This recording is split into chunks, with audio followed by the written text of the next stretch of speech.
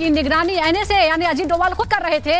Multi एजेंसियां एक साथ इसमें काम कर रही थी। पीएफआई पर जिस तरह से कोऑर्डिनेटेड कार्रवाई हुई है उसमें एनआईए के साथ ही ईडी और कई राज्यों में एटीएस ने भी मिलकर काम किया।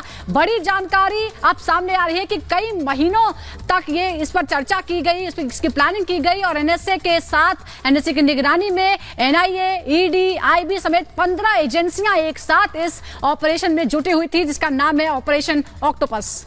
बिल्कुल, देखिए बड़ी खबर पॉपुलर फ्रंट ऑफ इंडिया पर ऑपरेशन ऑक्टोपस के तहत लगातार ये प्रहार। शाह का निर्देश है कि एनएसए की निगरानी और ऐसे में यहां किसी भी तरह की लापरवाही ना बरती जाए। बीते दिन हम देख रहे हैं लगातार 10 राज्य ऐसे हैं मुख्य तौर पर जहां पर एनआईए की टीम पहुंची है। अगर हम अभी हाल फिलहाल में बनारस की बात करें तो वहां पर भी 2 पीएफआई के कार्यकर्ताओं को गिरफ्तार किया गया था और उनको सीधा लखनऊ ले जाया गया ताकि ये पता चल सके कि कहां कहां ये तार जुड़े हुए हैं।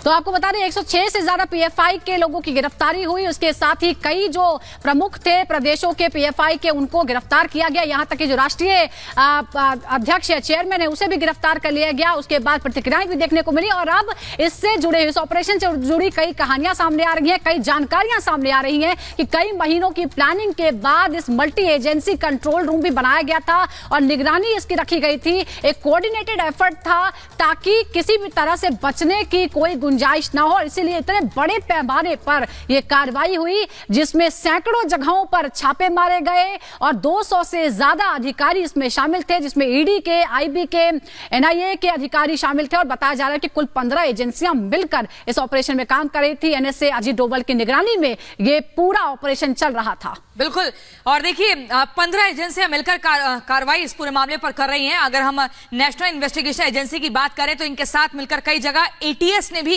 काम किया है। तो ऐसी अलग अलग जो एजेंसीज हैं वो मिलकर पीएफआई की अड्डों पर छापेमारी कर रही है और इसी में आपको बता दें हजारों सुरक्षाकर्मी शामिल थे जिसमें एनआईए, ईडी, आईबी, सीआरपीएफ शामिल। दिल्ली में कंट्रोल रूम बनाया गया।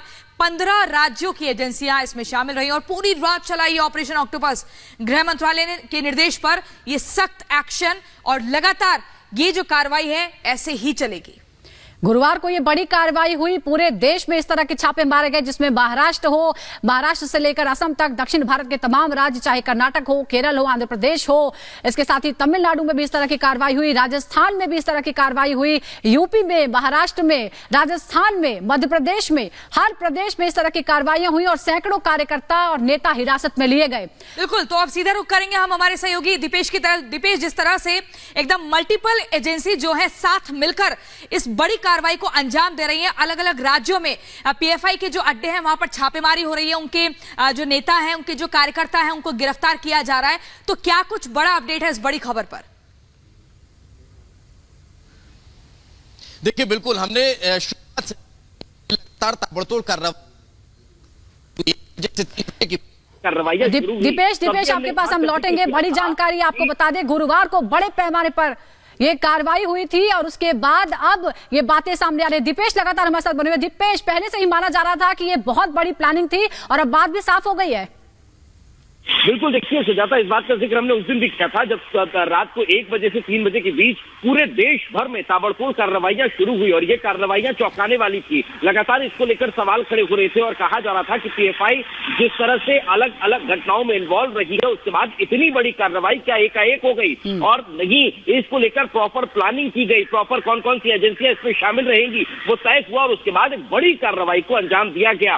पीएफआई का किस तरह से हर देश विरोधी गतिविधियों में इन्वॉल्वमेंट रहा है, किस तरह से पीएफआई अलग अलग घटनाओं में अपने हस्तक्षेप करती रही है, किस तरह से देश विरोधी घटनाओं में, आतंकी घटनाओं में पीएफआई के लोगों का नाम सामने आया, वो तमाम चीजें थी और यही कारण है कि इसको लेकर जो जानकारियां जुटाई जा रही थी और एनआईए, ईडी और तमाम जो बड़ी बड़ी एजेंसियां हैं, लगभग 15 ऐसे एजेंसियां हैं जिन्होंने मिलकर संयुक्त रूप से और पीएफआई के ठिकानों पर ताबड़तोड़ कार्रवाई की। जो ऑपरेशन ऑक्टोपस इसका नाम दिया गया था और यही कारण है, उस दिन को याद करिए सुजाता, जिस दिन ये जी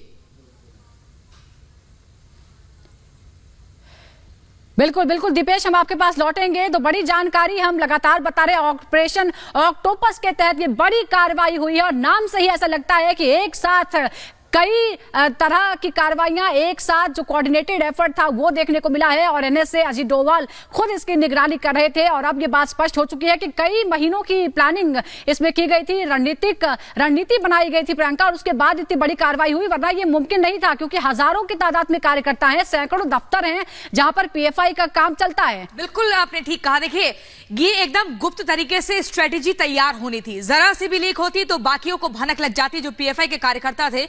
और इसी खबर पर हम और जानकारी लेंगे। हमारे साथ हमारे senior executive editor Abhishek Kapoor जुड़ गए हैं। अभिषेक, जिस तरीके से हम देख रहे हैं इस पूरे मामले को, ये ऑक्टोपस ऑपरेशन जो चल रहा है, इसको किस तरीके से देखें, कैसे समझें? देखिए, ये बहुत बड़ा एक ऑपरेशन था जिसको गुरुवार को अंजाम दिया गया और उसकी तैयारी महीनों चली। एक दिल्ली में मल्टी एजेंसी कंट्रोल रूम बनाया गया जिसको मेनली इंटेलिजेंस ब्यूरो के लोग संभाल रहे थे। उसमें और एजेंसीज के लोग एम्बेड किए गए थे, जो हमारी एंटी टेरर एजेंसी है, आतंकवाद के खिलाफ एनआईए, राष्ट्रीय अन्वेषण ब्यूरो, और उसके अलावा एनफोर्समेंट डायरेक्टरेट जो हमारा प्रवर्तन निदेशालय है, क्योंकि इसमें मनी लॉन्ड्रिंग का हिस्सा इन्वॉल्व है, पैसे को चैनलाइज करना, विदेश से लाना, वो सब इन्वॉल्व है।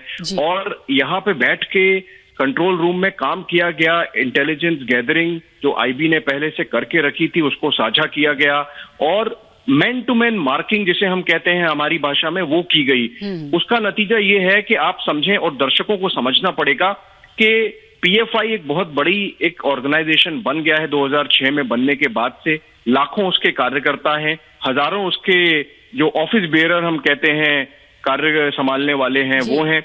उसके बाद सिर्फ 106 को पकड़ना वो इसलिए किया गया कि इन सभी के खिलाफ इंडिविजुअली जो हमारी एजेंसीज हैं, NIA, ED, IB, state police, उनके पास दस्तावेज हैं, उनके पास उनके रोल, उनके क्रियाकलापों के बारे में एक डॉसियर है जिसके बेस पे ये अरेस्ट की गई हैं।